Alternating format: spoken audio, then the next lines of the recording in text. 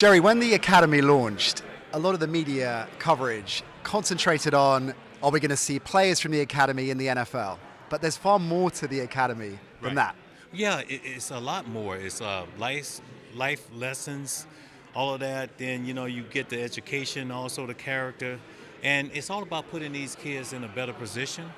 And, I think a lot of these kids might get the opportunity to come to the U.S., go to college and all that. So it's all about putting them in a better position.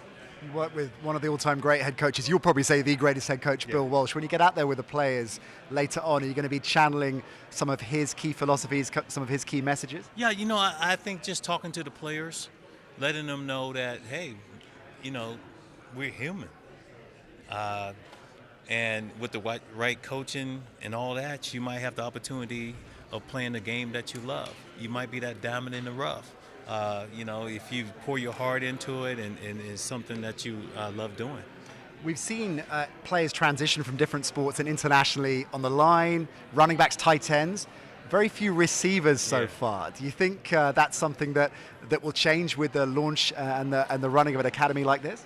With the academy, I think only about 30%, because everyone else is playing rugby, boxing, other sports and stuff like that. And now these kids are trying to transition into football. So it's going to take some time. It's going to take some great coaching. But, you never know. One of these guys from the academy might go on and play NFL football. Let's talk about your 49ers having a fantastic season, of course. Who do you see as the biggest threat in the NFC to stop them getting to the Super Bowl? I think Seattle. Seattle is going to be hard to deal with because of Russell Wilson.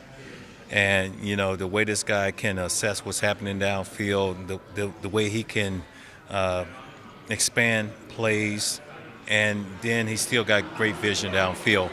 So I would say the Seattle Seahawks, but then, the Saints, the Cowboys, Philadelphia. It could be, and it can go on and on. You just never know. Wide open. But I think it's we're in control of our own destiny right now. Being at 9-1, you are in control, and that's not a bad position to be in. That's where you want to be. You mentioned where you want to be. Russell Wilson, Drew Brees, the Saints, of course. Out of all the current quarterbacks, which one would you have liked to play with the most, do you think? Come on now, you're not going to put me on the spot like that. You could have a couple if you want. Okay, I'm going to go with, Brees, Aaron Rodgers, Russell Wilson, I would say Tom Brady, and, is there one more? Jimmy G. Jimmy, it has to be. Yeah. I was waiting for that to come. I'm glad we got that. Right, just say that. Yeah. One more for you, because I know you're busy. Okay. In terms of the receivers out there right now, which receivers do you look at that you really admire at the very top of their game? Julio Jones. He brings everything, man. He got the size, the speed, and Larry Fitzgerald, Hopkins. There's a lot of good receivers out there. Even, you look at the smaller guys, Edelman and stuff like that, with the run-pass option now, it's a totally different ball game. Yeah. He's not a bad quarterback either, Edelman. No. Yeah. And I know Tom Brady is a little upset with, the offense right now. And I think Edelman, he threw the only touchdown that they had.